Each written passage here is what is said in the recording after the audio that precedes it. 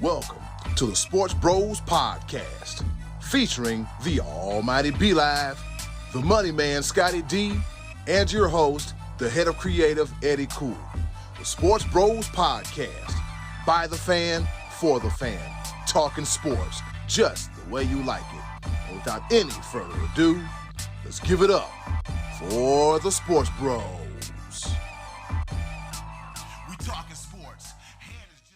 Here it is. We're back and we're on time this time. It is Tuesday, and you know what that means. It's time for another edition of the Sports Bros Podcast, aka your favorite sports podcast, the Sports Bros Podcast. I go by the name of Eddy, aka the HOC here at the Sports Bros Podcast. And of course, I have two of the best goals in the world because you know there's no way in the world I can do this by myself. Introducing first, the almighty B-Live. What's happening? What's going on in the world today?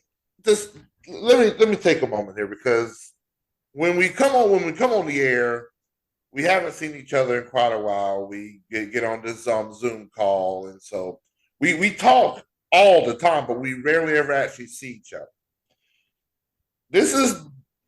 I'm pretty sure this is the second most ridiculous thing I have seen the money man Scottie D wear. The first would be when he decided to pop out with a Clemson shirt that one time. But this is absolutely the second. You decided to wear that shirt. Yes, we need the video. I know sometimes you only hear us, but I guarantee you this is going to be on YouTube, because you are a bold dude for wearing that shirt after that performance that we saw. Yes, it is beautiful. Just go ahead and introduce the money man. Go ahead and introduce the guy, because we got to get into it. We got to talk about it. Yes, sir. All right, and introducing the other guy. He's the pride of Washington, Pennsylvania. And as of right now, the saddest lunch lady in all of the Trinity District. He is the one, the only, the money man, Scottie D. It's a beautiful day in the neighborhood. A beautiful day for a neighbor. Would you be mine? Won't you be mine? It's a beautiful day, guys. It's a beautiful day. It's not as bad as we think. Yes, I'm wearing my America's Team 2022 playoffs t-shirt. And yes, my team is no longer playing, but the good news is this. After the game on Sunday night, Dak Prescott went to the podium and he said, throwing as many interceptions as he had is ridiculous. And he promised that they would never be that high again. And really, that's almost as good as a win. So why should I be sad today? What? Yes. That is almost as good as a win? Yes, to know that he will no longer be throwing game-costly interceptions like he did Sunday when he threw two that basically cost the Dallas Cowboys the opportunity to play in the NFC Championship game. Yes, so he said he promises not to do that anymore. And heck, why would I not believe going into year 8 of his career that he will not be improving and making good on that promise next year? So it's a beautiful day in the neighborhood. I would see, that's the beautiful thing about the world that we live in, because I wish I could go to my boss man and on my job and say, I promise you, I only did it the most out of anybody in the entire league. But with the least amount of games, I promise you, I'm not going to do it again. And I hope I would be able to keep my job. If I just kept, Eddy, cool, let's just get into it, because. All right. Yeah, I'll go ahead and get this together. All right, we're going to hop right into it. The top of the order. All right, let's get this thing started. Here it is, the top of the order. This past weekend, fellas, we had the divisional round this weekend, because last weekend was the wild card round. Now it's the divisional round, and there are 4 teams left standing. But before we go there, I have a question to pose to you, Rose. Who should be disappointed of their respective teams losing this weekend? Should it be the Bills fans or the Cowboys fans? Scottie D, what say you? Which should be more disappointed? Well, as a Cowboy fan, I couldn't be any more disappointed. But I will say the Cowboys fans should be more angry. Buffalo fans are probably the more disappointed fan base because this was their year. This was the dream season. We saw what they did last year where they had Kansas City on the ropes and they let them wriggle off the hook and lost that game just a year after losing in the AFC Championship. And this year was the year they were going to correct that and get past Kansas City. And they got Von Miller, and they came out of the gate, and they busted up the defending Super Bowl champions on opening night, and they were just blowing people out of the water. And it just seemed like they were going to just roll right on through the regular season and into the Super Bowl. And the Bills fans were ready for that because this is a fan base that has been long on disappointment and short on victories the last several years until Josh Allen and Sean McDermott came along. And now I think the questions have to start being raised around that team because here they are. Not only they didn't get back to the championship game 2 years in a row now, and it seems as if at this point the Bengals have pushed them aside as one of the top 2 teams in the AFC. Now, we can talk a little bit about that more in depth a little bit, but as for the Cowboys fans, Jerry Jones is the one that spoke for us when he said, "We are disappointed." And he says that every year. And he said that he thought, and then anything after that is the problem. Anything that comes after that is the reason why we're going on in the 28th year without an NFC championship. I thought, and then that is the problem right there because Jerry Jones he thought that Dak Prescott had the advantage at the quarterback position going head to head, and he thought that they would get the win. And Dak Prescott went out and does what he does.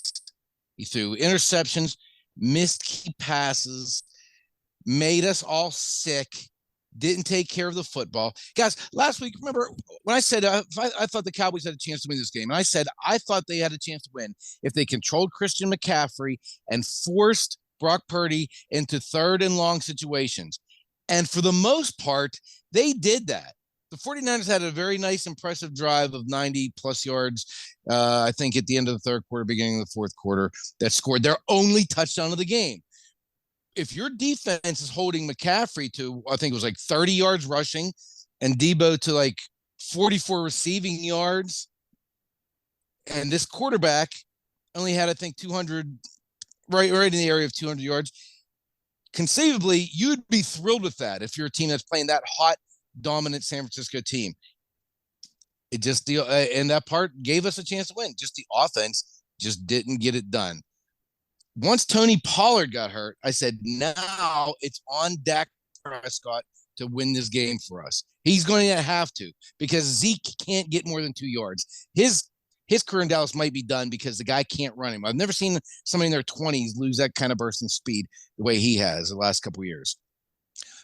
But without the play action, without the threat of Tony Pollard, Dak had to beat San Francisco, and he couldn't do it. And you heard all game long the announcers, Greg Olson and whatever that other dude's name, the play-by-play guy, they're saying this is going to be Dak's career-defining game. This is his legacy game. This is his chance. And guess what happened? They got the ball with 3.5 minutes to go and all their timeouts. And if you had, let me ask you guys, would you feel pretty comfortable in that situation if you had Aaron Rodgers or Ben Roethlisberger or Drew Brees or Peyton Manning or even Cam Newton in his Super Bowl season? Wouldn't you feel good about having that opportunity? Kinda. I would. Yeah. With any of those guys. Well, here's our franchise quarterback. He went 3 and out. And on the second play, he had Michael Gallup somehow improbably wide open, streaking down the center of the field. And if he lays it out there, Gallup might score. I mean, at the very least, he's going to have the ball in San Francisco territory with a couple minutes to play. And now you have a very good chance. The guy doesn't get it done. Guys, we always joke about Dak. He sucks and blah, blah, blah, blah. And, Trey Duke, one of our main guys, he writes a Dak sucks note to us basically weekly. Dak sucked in this game. He did. Even beyond the 2 picks. He missed throws. He made bad reads. He tried to seal the game with a pick 6 on that last series. He threw the ball right into the chest of the 49er linebacker. He's not looking guys off. He doesn't do things that 7-year pros that want to go to the Super Bowl do. He played like a rookie, and the rookie outplayed him. The sad thing is, after the game's over, Jerry Jones says, I'll roll with Dak anytime. And there you go. And there's your problem, because this is the guy that has signed. He made the Cowboys fans suffer year after year after year with Jason Garrett, and now he's doing the same thing with Dak Prescott. And there's nothing you can do about it, because Dak's going to cost $49 million against the cap next year. And the only way to alleviate that is to extend him, give him more years, and spread that cap hit out. And so the Cowboys fans, we're doomed. I mean, there's just nothing to look forward to. Right now, other than Buffalo and Dallas, Jacksonville and the New York Giants both lost playoff games this weekend. Do you think they are feeling the pain that we're feeling? I would say probably not, because this was a pretty successful season, and those teams have something to build on, something to look forward to. But the Cowboys fans don't. We know that this is our fate as long as Jerry Jones is in charge and Dak Prescott's getting the ball. I mean, it's just same thing year after year. Be Live, go ahead. I've been wanting to say that all day. So go ahead. I understand, and that's why I love this platform, because I knew that you were going to give us what you give us. You're going to give us heartfelt. You're going to give us exactly what we see. I'm going to start off with this right here. I'm going to apologize, because I was an advocate years ago to pay Dak Prescott. I was an advocate for it. I apologize to y'all, because y'all paying Dak Prescott wouldn't affect me at all. it doesn't affect me one bit. And when y'all paid him and gave him all that guaranteed money, y'all believed in this dude. And he is. I have never seen a bigger fraud when it comes to contracts in God knows how long. I'm going to get that out of there. But there's a couple key factors I want to throw in there. The most disappointing is the Bills, by far. Because, Scott, I think I could ask you this. Because you've been you're a lifelong Cowboys fan, especially this modern era, past 28 years. Don't you, in the back of your mind, already set yourself up for disappointment? No question about it. It's just been. We didn't come into this season expecting to win the Super Bowl. The Bills did. Yeah. And I believe, and we'll get into that later, our picks and everything. I know I picked the Bills. The Bills had everything from the start of the season, all through and through. It was Josh Allen and the Buffalo Bills year. Do y'all remember what I said last week about the Buffalo Bills and what they needed to do? Y'all remember what I said? What exactly did you say, run the ball, I believe. Run the ball? Right? I said establish a run game, and I told that Sean McDermott needs to get into Josh Allen's head and say, hey, calm it down a little bit. You don't have to do everything. Let's just put it this way. No one listened to me, because guess who was the leading rusher for the Buffalo Bills? Josh Allen. And you want to guess how many rushing yards he had? 75. I'm just joking. I'm just guessing. Not even close. He led the Buffalo Bills in rushing with a whopping 26 yards. So here's my thing, B. I'm cutting in right fast. Yeah. What the air game, Buffalo, you got to figure it out. What is it about the Buffalo Bills that for some strange reason, the running game is either anemic or non-existent? Like, what the hell's going on? Like, you can't win a Super Bowl if you don't have if you have a halfway decent, running attack, then you'll be fine. Over the last few years, Buffalo has not had that. They hadn't had that since Travis Henry and Fred Jackson back then, and a while back Marshawn Lynch back then when he was there. I'm trying to figure out what is it? I have a theory. What is it? I have a theory. I think they know that they have such an explosive offense that sometimes they're impatient with it, and they just can't wait to air it out, because Josh Allen to Stephon Diggs is a thing of beauty. When they get it going, it is beautiful and it's hard to stop. But I think that they rely on that too much and don't take the air out of the ball enough. And another thing I've seen over the course of this season, watching Buffalo more and more, is B-Love, you mentioned that Josh Allen is, runs too much and led the team in rushing. I think Josh Allen sometimes looks to do that too much. I think he breaks clean pockets too much. I think he gets back there and he's protected and doesn't trust it and rolls out and breaks down the pockets. And that's like kind of the same criticism I've always had with Lamar Jackson as a running quarterback, is that your offense doesn't always get into a flow because your receivers are out there running routes and they turn around, the quarterback's running. Josh Allen, I think, does the same thing sometimes. I think he deserts the pocket while he's protected, and that breaks his offensive line down. I love that point, because I was definitely going to get into that. Here's a certain stigma that people look at, especially the coaching staff of the Buffalo Bills and their fandom as well. When they look at Josh Allen, they see this guy that he can make any pass. He's athletic. He's mobile. He can do it all, which he has done in the past. But what people fail to realize, Josh Allen is just a paler version of Cam Newton. Yeah. And when I say stigma, I literally mean exactly what people want to imply when I say it. Because we look at people like Jalen Hurts, Cam Newton, Lamar Jackson, they see the athlete first. When they see Josh Allen, they think of him passer first. But in his mind and how he operates on the field, he's an athlete.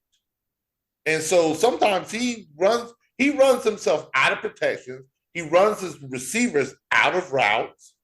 And then next thing you know, what is the entire purpose of having two running backs in the back? And then if you want to really break it down, guess who their leading receiver was? It wasn't Stephon Diggs. Dawson Knox? Yep. You're tight end. So first of all, that means you're not extending plays like you think you are. You're not running the ball well. So guess what I'm doing if I'm any football team that's watching film? I'm only rushing 4. I got 7 back because you're not going to run the ball. I'm only going to rush 4. That's going to put 7 in the secondary. I'll put 6 in the secondary because what I'm going to do with one of the linebackers, I'm going to spy.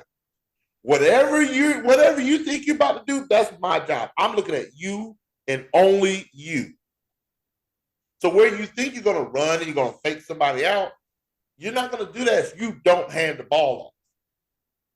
Nobody is fooled by your play action, because you throw that out the way because you're not doing play action plays. You're not running the ball. So why would I even think about looking at Singletary or what is my dude's name? Why do I keep forgetting? Was it Zach Moss? Cook? Cook, yeah.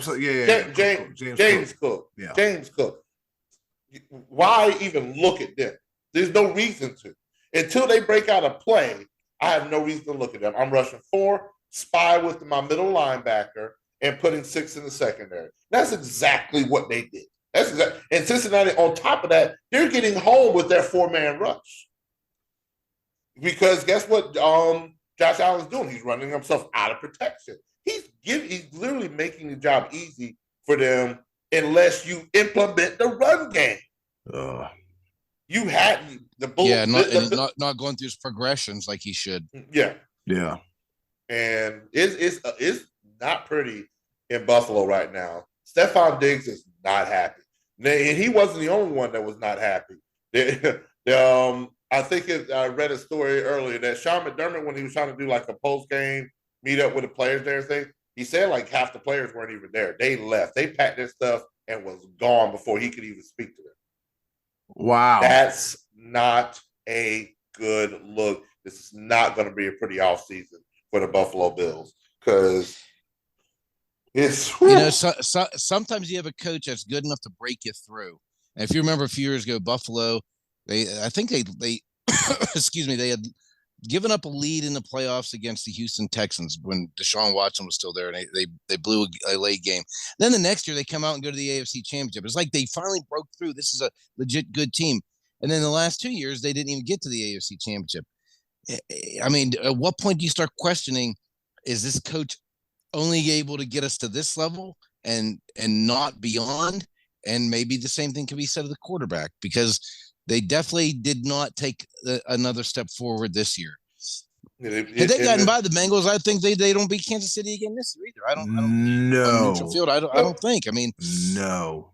Here's the thing: if they get past Cincinnati, then I believe they could get past Kansas City. Maybe they didn't have a chance.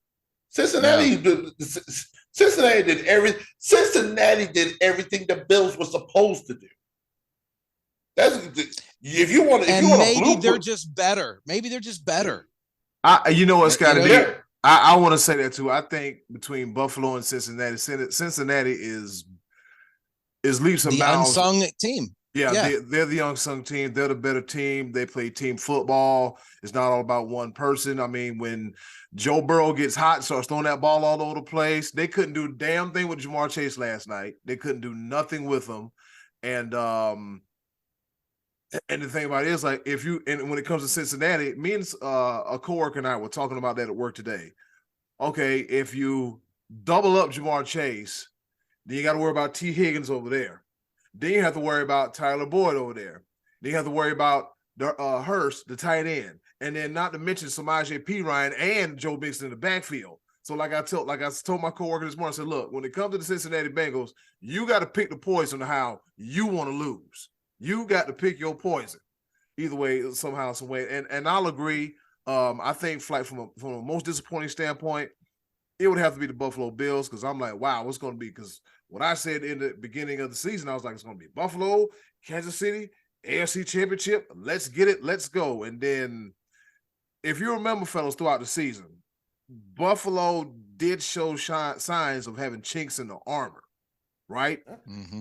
And the thing about it is, now we see it in the playoffs. I mean, like, what? They barely beat Miami last week, which they should have steamrolled. All right. True. They should just ran them the hell over. And then I'm overlooking. I'm like, you can't do that against Cincinnati, because you know who Cincinnati reminds me of? Those Giants teams that won the Super Bowl those last few years. Like right towards that end of the season, they start between week 13. Just get hot at the right time. Yeah, but between week 13 through 16, stuff start clicking, and it'd be real hard to beat. So, yeah, I guess we're all in agreement when we said Buffalo was the biggest disappointment, right? Buffalo, you can't score 10 points at home. Can't do that in the playoffs. It just woo. But that's what I said, man. Dallas, you've prepared yourself for disappointment, and Dallas did exactly what we all thought they were going to do. So, guess who your leading rusher was for Dallas, by the way? Dak Prescott. Nope. It was Zeke. 26 yards or 23 yards, or whatever it was. Yeah. What the hell happened to Zeke, man? What happened to him? Now, here's the thing about the Zeke. That's a whole nother story with this. But once again, I said this 2 years ago, Scott, and you remember this. I told them to go with Tony Pollard. Tony Pollard is your more electrifying running back. He only got 6 touches for 22 yards. Dak Prescott and Tony Pollard had the same amount of rushing yards. That's not a recipe for Well, success. I want to throw that. He also broke his fibula in the second quarter too. So that too, right? Yeah, there was that. Yeah, I did forget about that. But still, it's just throw the whole team away. Throw the whole team away. Dallas, throw the whole team away because CeeDee Lamb out there playing his heart out. He trying everything to wheel this team together. But man, this is a hot mess. And then that last play of the game, I know it's desperation, but who the hell drew that up? maybe your next head coach. That's who did it. Hell no. I know. I was just about to say that. Kellen Moore can stay his punk ass. He hit the house with it. Hell no. Hey, you stay we like to run the ball in Carolina. Do not bring that mess. We want to feed our running backs. That's our recipe for success. Hire Steve Wilkes. We said it. Let's keep it going, man.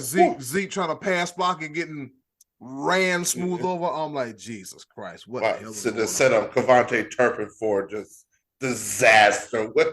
Like, I tell you what, we might be sitting here celebrating if Cavante Turpin cuts outside on a kick return instead of running up the middle onto a kicker and gets tackled by the kicker's back.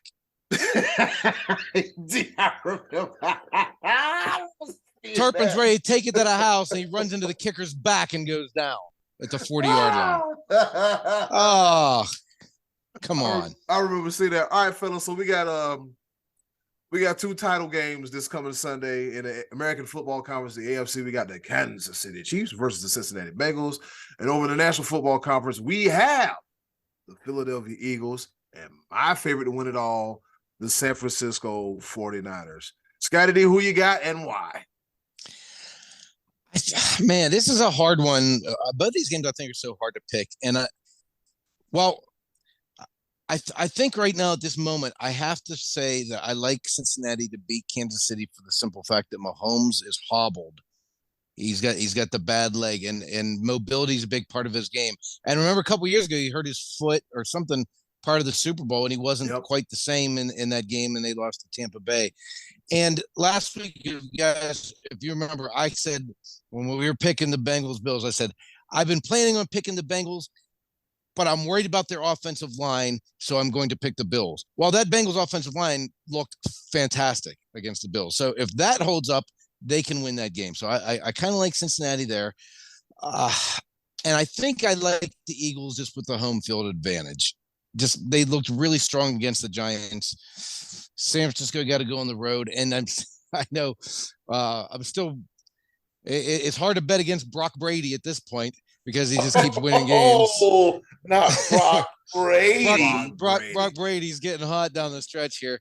The kid maybe didn't win the game for San Francisco against Dallas, but he didn't cost him the game. He didn't hurt him. He threw the ball away, didn't take sacks, didn't throw picks. So if he plays with that poise, they have a chance. But I think Philadelphia is going to force him to beat them on the road, the way the Cowboys tried to do and couldn't quite do it. So I'm going to go with Philly. B-Line, what say you? There's very rare moments that me and the money man agree. I 100% agree. And here's the reason why. And I'm gonna mention Dallas in this as well, because Dallas, when they paid him all that money, Dak Prescott was great because he was a game manager. And they established a run game. When Dak got paid that money, he may have thought in his head that he was better than who he thought he was. That's a whole other story within itself. The Philadelphia Eagles, they led the league in sacks. They're going to be in the backfield. They're going to get after Brock Purdy. They're going to get after Christian McCaffrey. They're going to get after Deebo Samuel, anything they try to run in that backfield. If they stop the run early, force Brock Purdy into third and long situations, it's going to be the Eagles, and it's going to be – I don't think it's going to be pretty, because I think the Eagles are clicking on the right. with everything right now. They're well rested, but you're not playing the Giants this time. You're playing the 49ers. 49ers, I actually thought I would see a little bit more out of them, but then give credit to the Cowboys defense. It wasn't easy for them, but I think it's I think Jalen Hurts, I think that the game plan that they have, I think they're just a little bit more explosive. And I really think it's going to be a defensive battle. 49ers also have a very good defense. But I think just with I feel like the Eagles are going to give Brock Purdy a little bit more trouble than he's ready for. On the other side, I'm right there with you. Cincinnati, with Patrick Mahomes being hobbled. Cincinnati's going to get after it. Cincinnati's defensive front is underrated. Yeah, and they showed it. They showed it against Buffalo, and I think they're going to give Patrick Mahomes a little bit more fit. Now Andy Reid will be, now he's going to draw up some plays you ain't never seen before. But I think at the end of the day, Joe Cool and Cincinnati are going to go back to the Super Bowl. Cincinnati versus Philly. I think Joe Cool wins it all. Okay, you think Joe Burrow wins it all? All right, I agree. Yeah, I agree. Yeah. Let's see. For me, I'm going to say that Cincinnati is going to go to the Super Bowl. They're going to beat Kansas City because we don't know the severity of Patrick Mahomes' ankle, and like you said, mobility is a part of his game. And as B-Live said, that defense is underrated, is severely underrated. So I'm picking Cincinnati. And man, it's something about them damn 49ers that I just can't. I'm like, they're tough. They'll be a tough out. And I think that they'll give the Eagles a run for their money. That game is gonna be closer than we think it is. It's gonna be a defensive contest. It might be 14-13 in favor of the 49ers or 14-13 in favor of the Eagles. But I'm not gonna lie to you, man. I just got this feeling, man. This San Francisco ain't lost a game in like what, 3 months? Yeah, it's been a long time. Yeah. I think it's 12 straight. Yeah. I actually think we have the 4 best teams in football right now that are left playing. Absolutely. It doesn't always work out that way. But, San Francisco is more than, like, as Eddie was saying, they haven't lost. They're more than just a hot team. They're a very, very good team. Yeah. This is no longer where Brock Purdy is a rookie. He knows what to do. But he still is a game manager. Give credit to the coaching staff for that. They're their third quarterback. They're going with their third quarterback. So credit to that coaching staff. Poor Trey Lance. Heading to Tennessee. Yeah. If they go to the Super Bowl, I'm telling you, Jimmy G ass is gone and Trey Lance is gone as well too. And fellas, with that being said, that's been an action-packed conversation about some good old football. But guess what time it is? What time is it? What to trade Dak Prescott? Time to trade. Nobody's taking that trade. Let that go. Time to cut Zeke. Time for the Cowboys to win the Super Bowl. Yeah, that never happened. But let that go. Y'all gonna be rebuilding. But what time is it? Time to see if this. All right, it's gonna be time for freaking or time for something. No, I'm joking, but I had to slap it in there. It's time once again for our favorite portion of the show. You guessed it, the choices of the voices. And with that being said, play your button. Hit it. Choice of the Voices coming at you shortly, right here on the Sports Bros Podcast.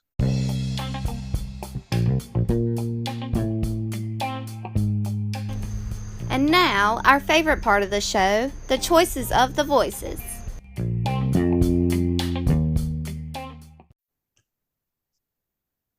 Once again, thank you to the wonderful and back up Scottie D.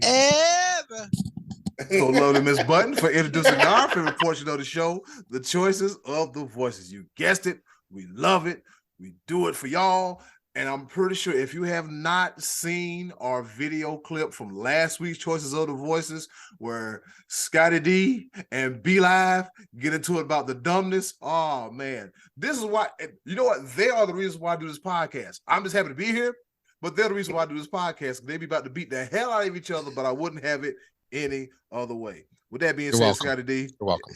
Thank you, sir. With that being said, Scottie D, what's on tap for this week's Choices of the Voices? Well, some of the answers didn't age well, but we asked prior to the weekend who you thought of the final 8 teams was going to the Super Bowl. And let's hear what you said, boys and girls. All right. So shout out to the almighty B-Live for simplifying the hell out of this list. All right. The Bills contingent consists of Trina Dunn, Tony Bogan, Joe Gaffigan, Danielle Williams, and Tiffany Bonsteel. And she wants the Giants to win. Tiffany Bonesteel, she mentioned that she's a diehard Giants fan. Okay. But she was like, it's probably going to be the Bills, which she was dead wrong. That wrong. Man. And I just added, before we continue, I already did the math. Out of the 23 people that answered, only 8 still have a chance. So that's how wrong. Mathematically. Yeah. Like, yeah. Did anybody pick the Jaguars or the Giants? 2 people picked the Jaguars and To win it all. Wow. Yep. And one person picked the Giants. All right. To win it all. All right, so moving right along, we got Brian Lavelle and Angel Marie. They said the Bengals. So there are 2 that are still alive. All right. 2. Yep. Wow. All right. Our boy Jose, because I don't want to butcher his name, he picked the Kansas City Chiefs. Jose, he was just in the mountains earlier, skiing and living his best life. But yeah, he is the only person that picked the Kansas City Chiefs, which is very surprising. Like, really? Wow. Only Yeah. one? Only one person. So Only 2 one. people on this poll picked the Jaguars and only 1 picked the Chiefs? Yeah. Wow. Yeah. Speaking of the Jaguars, go ahead, be live. I'm a little concerned about our listening base. What's going on? We got some concerns. Oh man. But hey, it is what it is. But shoot, it's what happens when you have one of our guys that's such a diehard Cowboys fan. He has people that's with him that also believe in the Cowboys that much because they were the one that had the most picks. Yep. Really? They sure did. Yep. And the Jaguars, Stan Sagely and Ramon James, they picked the Jaguars. Ramon, well, he's a diehard Jaguars fan. My man Stan, he is actually a Falcons fan. Oh, so, but he it's okay, kid. It's terrible. The failed cons ain't never gonna be up there ever again. But yeah, we had two for the Jaguars, only 1 for the Chiefs. What is going on in the world today? Wow. Yeah. Crazy. Moving right along, we got JR, and he picked, of course, the Eagles. And he's the only person that picked the Eagles. Yep. The best team in all of Really? football. I'm surprised by these results. Yeah, it gets better. It gets better, Scottie D. All right, let's go to the Cowboy contingency, not including yourself. Robert Fulton, not to be confused with the pro wrestler, the Tennessee stud, Robert Fulton. Jeff Seibert, he said anyone but the Cowboys. I put him on this list because he said anyone but the Cowboys. So guess what you get? Because you didn't mention any other team, you get listed with the Cowboys, and you also get a nice little spot in the penalty box. Yes, I want to go ahead and put that out there real quick. Yeah, you gonna answer the question with an actual answer. You know why he did that, right? Why you do it? Because we were fraternity brothers and he was taking a shot at me. Oh boy, here we go. Taking shots. All right. Rounding out the rest of that list, we got Joey Jacobs, not to be confused with his cousin Josh Jacobs, who led the league in NFL rushing, which I had no idea he did. Keith Fisher, Dane Brady, Brandon Gore, and of course Trey Dizzle. Trey Dizzle, you really thought that the Cowboys were going to win it all? You know what? I'll take that back. He described exactly what Scottie D described of what they needed to do. They had the talent to do so, but they did not do so. Yeah. So he described in his answer that if they could contain the run and not have any mistakes or anything like that. But yeah, Trey Dizzle, you were exactly right when it came to your quarterback and the $160 million million contract that he's under with an $89 million cap hit this coming season. Yeah. He lost to a quarterback that makes $156.3 million less than you. Yes. Brock Purdy. And a quarterback who didn't have his driver's license when Dak got into the league. Brock Purdy, his contract is 4 years, $3.7 million. God, peanuts. He might make a little bit more, hopefully, throughout his playing career. Do you know that Brock Purdy is 2 years younger than Stetson Bennett, who just won the college football national championship? He about 60. Did hear that, yeah. Stetson Bennett about 60, ain't he? He's 25. Brock Purdy's 23. Wow. Oh, you gotta love it. Yeah. All right. The 49er contingency. We got our Hall of Famer Uncle Max, and then we got Sammy Poult, who wants the Bills to win, actually, but B-Live slid him over on this list anyway. Frank Pancho Marietta and Angel Marie. She picked, wait a minute, we got a typo here. How the hell did Angel Marie pick two teams? She said the Bengals, but she didn't clarify. She said the Bengals or the 49ers. Okay. So she might go in the penalty box because she didn't give a clear answer, but I want to throw her in there as well because she at least mentioned who she thought was going to win. She said either the Bengals with Joe Burrow or Purdy with the 49ers. So yep. And representing the Giants, we got Craig Burns. He's the only lone one for the Giants. He picked him over the Jaguars, so there you go. And that he did. And then our friend to the show that designed our wonderful logo, much appreciated the work that he does for us here at the Sports Bros Podcast.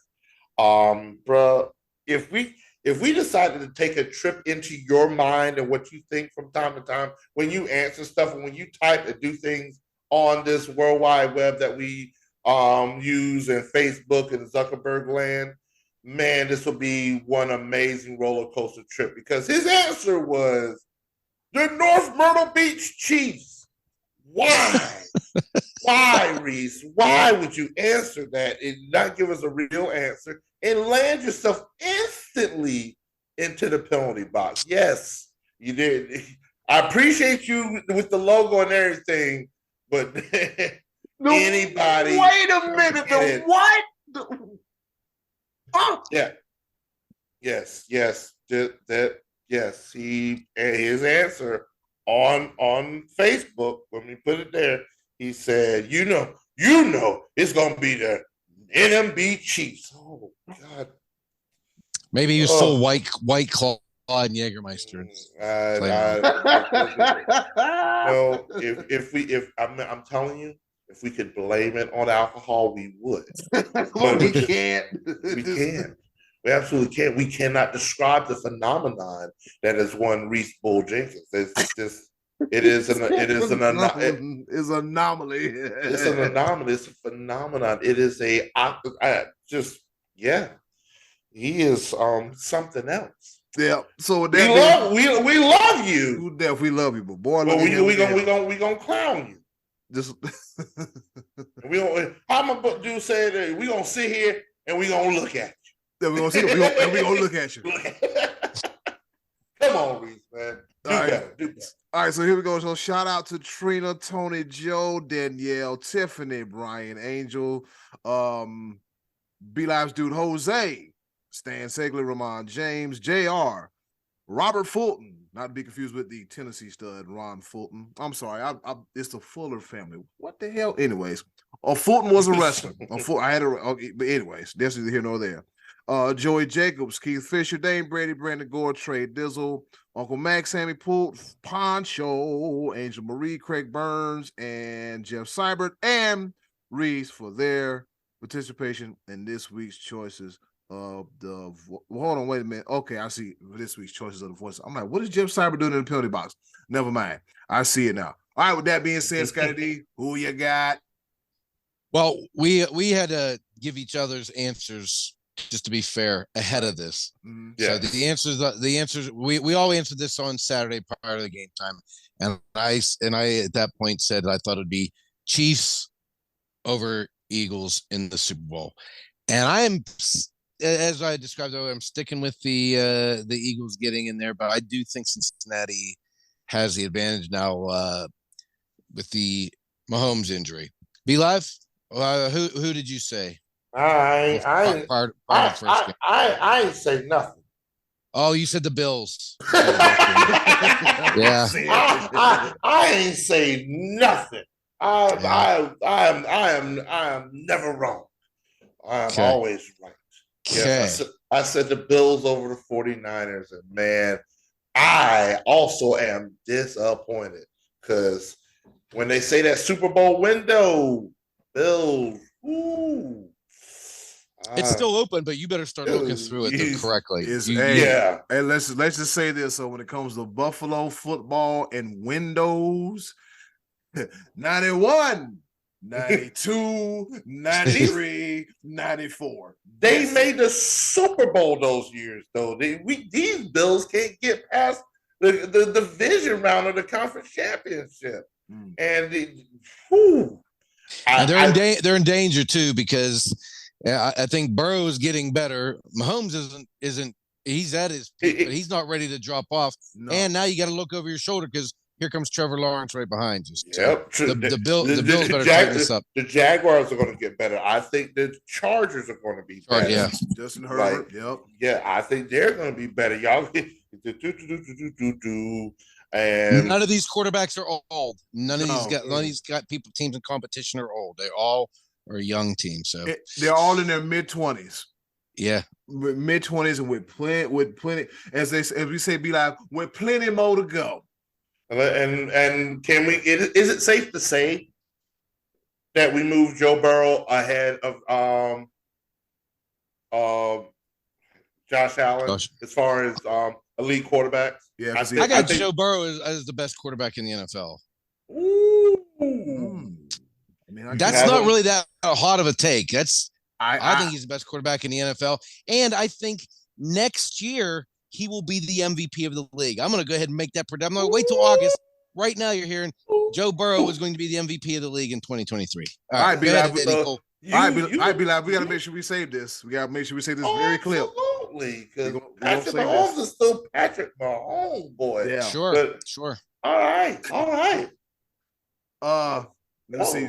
So for me, I said it, and I stand by it. The 49ers against insert any AFC opponent.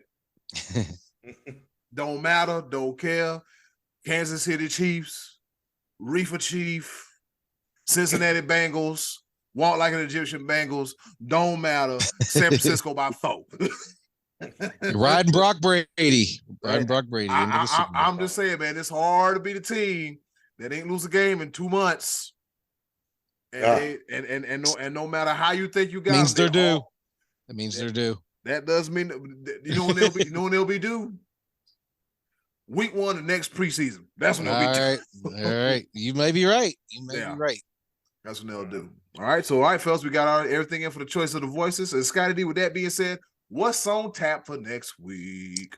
Okay, this is a slightly off of the postseason topic, but very much topical in NFL circles. But what job do you think Sean Payton will land going into next season?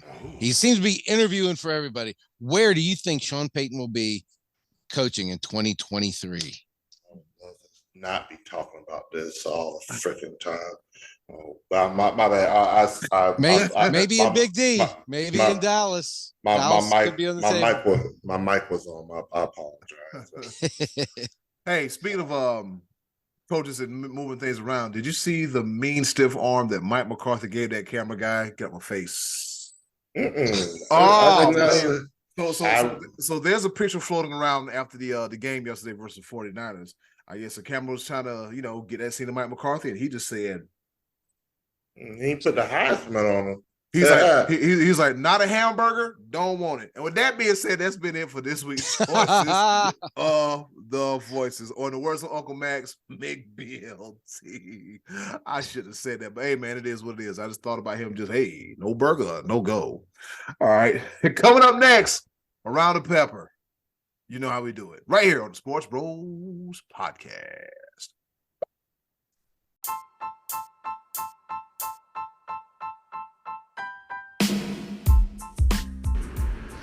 Okay, boys, let's bring it home with a round of pepper. All right, you heard a woman. It's time for us to get what I call the hell up out of here. But before we go, we got a round of pepper. You know how we do it, baby. 3 topics, rapid fire style, sort of, not really. Here to engage, enlighten, educate, entertain. I was going to throw a 5th E in there, but it would mess the whole flow of everything up. With that being said, I'll go first. On this day in history, back in 1964, CBS purchased the 1964 and 65 NFL TV rights for $2.8 million. Now, fellas, this was back in 1964. I did some quick research. Guess how much those rights go for now? Billions. Yeah. So Billions. So let's see. Fox, $2.2 billion. The CBS Entertainment Group, Paramount Global, it's a 10-year deal between both these here. $2.1 billion. NBC Universal Comcast, $2 billion, straight up. And Amazon Thursdays, you should get your damn money back. $1 billion. Anyways, we all know the Thursday night games. So I don't, and poor Al Michaels, they just put him out the pasture. Damn, that's just it. Anyways, over to you, Scottie D. All right, so I like to watch a little wrestling every now and again. And the other night I was watching AEW Dynamite, and when it was over, I left the channel where it was, and on comes Dana White's Power Slap League. Now, I don't know if you guys seen some of the footage going on, but recently there was one of these tournaments where the guy who won had half of his face hanging down. He had just been, his lips were down here, and his face was all distorted, and he had blood and chalk up in his ear. So I planned on not watching this, but since it was on, I said, let me at least see what's going to happen, because I think they were doing it in a format similar to the Ultimate Fighter, where they were picking guys and going to put them in the house and compete as it went on. And so the first 2 guys come out, and they just stand there and slap. And I got to tell you, it sucks. It's boring. And unlike UFC, where you fight and you defend yourself, and whenever you can no longer defend yourself, they stop the fight. Here, you can't defend yourself. That's the whole point. You stand there and let another man go 1, 2, 3. And on 3, he is whacking you open palm as hard as he can. Guys, it's just really not that interesting, and it's really not that fun to watch. And especially they released this right when Dana White actually slapped his own wife. This is bad timing and bad television. I actually didn't get past the first commercial break, and that was it for me. Dana, pull this. Get this off of TV. Be Live, over to you. Real quick, Be Live, what's the over-under? Scottie D will watch more USFL and XFL than he will Dana White's Slap League. What's the over-under? Oh, you can take the over already, because I get the one commercial break, and I won't get that far the other. So yes. Go ahead, Be Live. Oh, man. Well, speaking of UFC, Dana White slapping and all kinds of other things, well, it's been well documented, the differences between UFC and Francis Ngannou. Well, there's somebody that is interested in the services of Francis Ngannou, and it comes from an unlikely source. But the Gypsy King, Tyson Fury, wants to face off against Francis Ngannou, since Francis Ngannou is no longer under contract with the UFC. He wants to fight him in a cage with 4-ounce boxing gloves, and he wants a special guest referee to be none other than Iron Mike Tyson. Sign me up. I would absolutely love to see this. I don't care. I know it's going to be exhibition. Ain't going to be blah, blah, blah, blah, yada, yada. Everybody's going to make money. I'll find some way to, no, I'm not going to say that over the air. All right, cool. But yes, I want to see it. Sign me up. Eddy, cool. Watch it. The ball.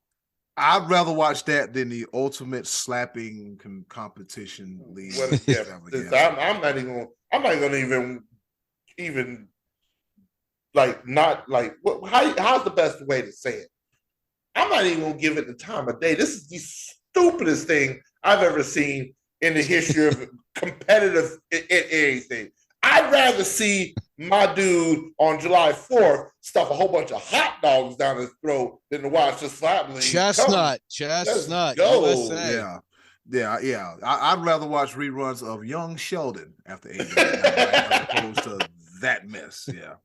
You're such a big old little man. Anyways, all right, so moving right along to college hoops, women's college hoops, and Angel Reese. Now, you're probably asking, Eddy, cool, why are you talking about Angel Reese? And I'll tell you why, all right? So Angel Reese, he did something pretty cool, flexing her muscles in the post. Her shoe came off in the middle of a game, and a girl was coming to the lane with a block shot. Angel Reese had a shoe in one hand, and she had this shoe, the hand that was unshoed, and she, boom, blocked the girl. The girl fell to the ground, and she kind of gave her the classic staring over and everything. So I guess everybody's like, oh my gosh, she's so classic. She's so this, she's so that. And Angel Reese replied to all the haters, all the people, with a text. Angel Reese said, I'm too, in quotations, I'm too hood, I'm too ghetto, I don't fit the narrative, and I'm okay with that. I'm from Baltimore, where you hoop outside and talk trash. If it was a boy, y'all wouldn't be saying nothing at all. Let's normalize women showing passion for the game instead of it being embarrassing. I remember posting this in the Sports Bros family group, and Joe Gaffigan, who was from Maryland, he's like, you know what? When we play hoops, we talk trash. Oh yeah, it is what it is. So yeah, Angel Reese, keep on doing what you're doing. Don't be worried about them. Over to you, Scottie D. Before Scottie D goes in, I just want to throw this in there.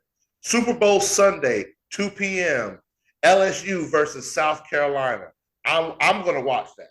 Yes. Women's like LSU could be right now. They're currently ranked number 4. South Carolina is unanimous number 1. LSU might move up in the rankings, but it's still going to be a top 5 matchup between the Lady Gamecocks and the Lady Tigers. I want to watch that before we get into the Super Bowl. So, Super Bowl Sunday, February 12th, LSU, South Carolina women's basketball.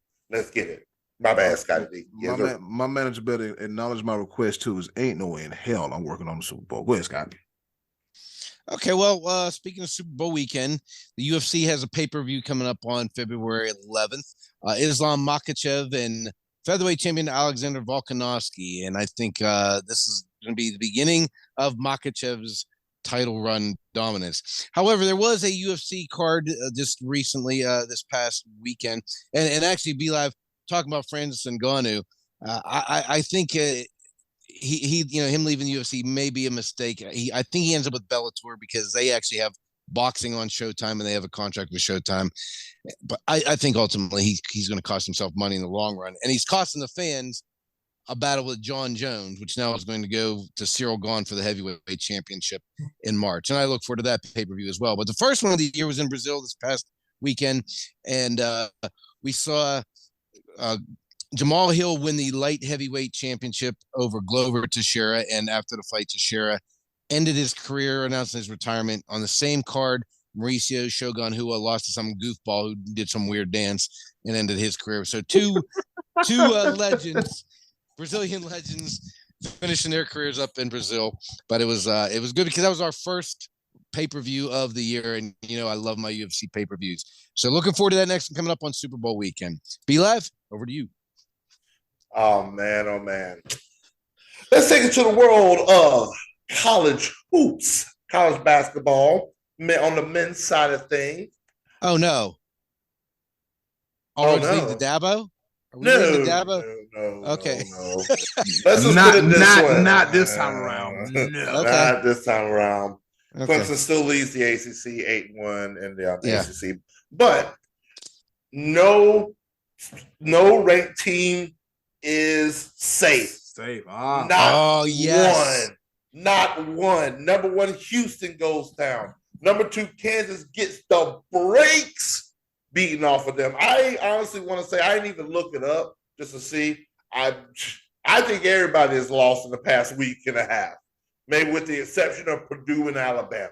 But I think every ranked Wasn't team, it like 8 on Saturday or something like that? It was like a record. Most top 25 teams lost on the same day.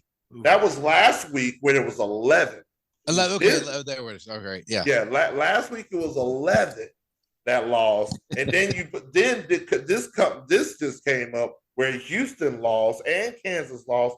Clemson lost to Wake Forest when they became ranked, but it's all right. It's okay. So this been nobody wants it. So as of right now, Purdue returns to number 1. Alabama is number 2. Alabama basketball. Yeah. Well. Eddy Cool. The ball. My third and final pepper point goes out to, I'm not going to say just Cowboys fans, but the people in general, all right? You work hard, you watch your games on Sundays, and then sometimes things go your way with your teams, and sometimes they don't. For the love of God, can y'all please stop taking y'all frustrations out on these big, beautiful TVs? I thought jersey burning was dumb, but beating up your TV where your wife watches her Desperate Housewives, where she watches her Real Housewives of Baltimore, Indianapolis, Tallwoods, and all points in between, where she watches her stories and shows, where your kids watch Coco Melon because they want to shut the hell up and sit their ass down somewhere, where you be watching your YouTube videos and your games and other stuff. Now you out of a TV because you got mad, because your team lost. You headbutted it like you're a ram or something during mating season, or you punch it thinking that you're Mike Tyson. Oh, I got an iron fist. It's not going to do nothing to me, but you're out of a TV. Like, in the words of Scottie D, do better and take care of your stuff. I mean, I've never been that man where I want to punch a TV. No, I mean, if I go outside, I'll fight a tree branch, all right? I'll go, I don't know, I'll go do something. I mean, but punch my TV, why and for what? I mean, throwing a public ashtray, that might be something.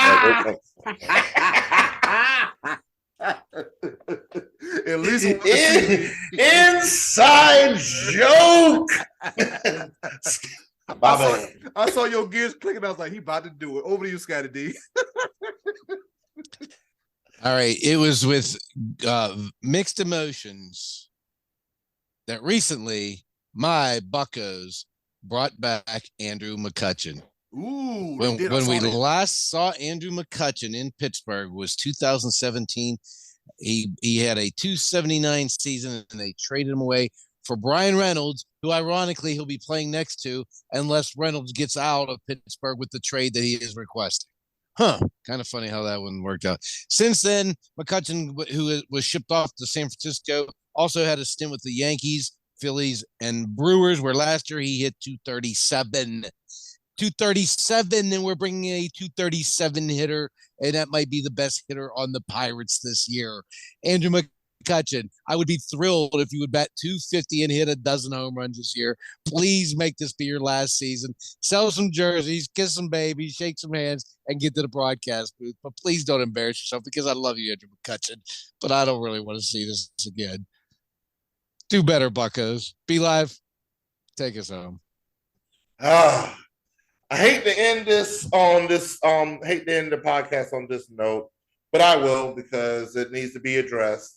The Georgetown Hoyas men's basketball team, storied traditional program, Joey Buckets, I apologize ahead. I think he's a Hoyas fan. I think he's a Hoyas basketball fan. Either Hoyas or Terps. I can't remember. I believe he's a Hoyas fan. I think Terps. Well, is your basketball? You sure? We'll get there anyway. But I'm going to mention this when it comes to the Georgetown Hoyas.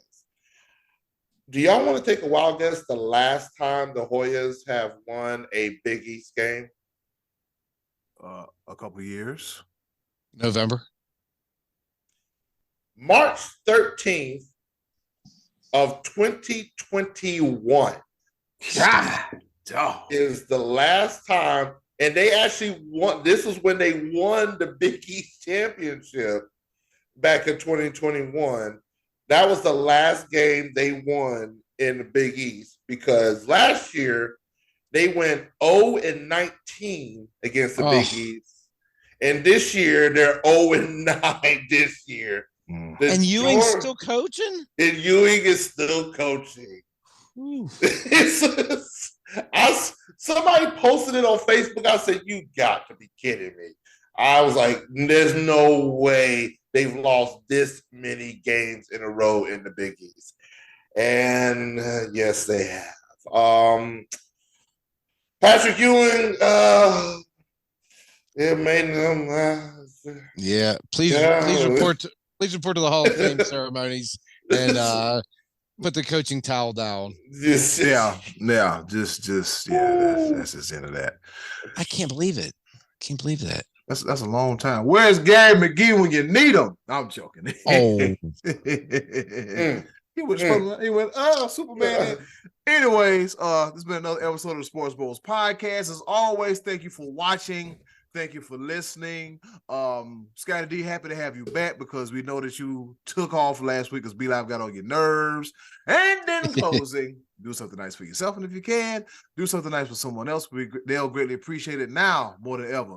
Be a blessing, not a burden. Let's hope B-Live doesn't fall on the way out this week. It's been another episode of the Sports Bros podcast. B-Live, take us home, buddy. Yes, sir. We are disappointed. We are sick. We are disappointed. We are sick.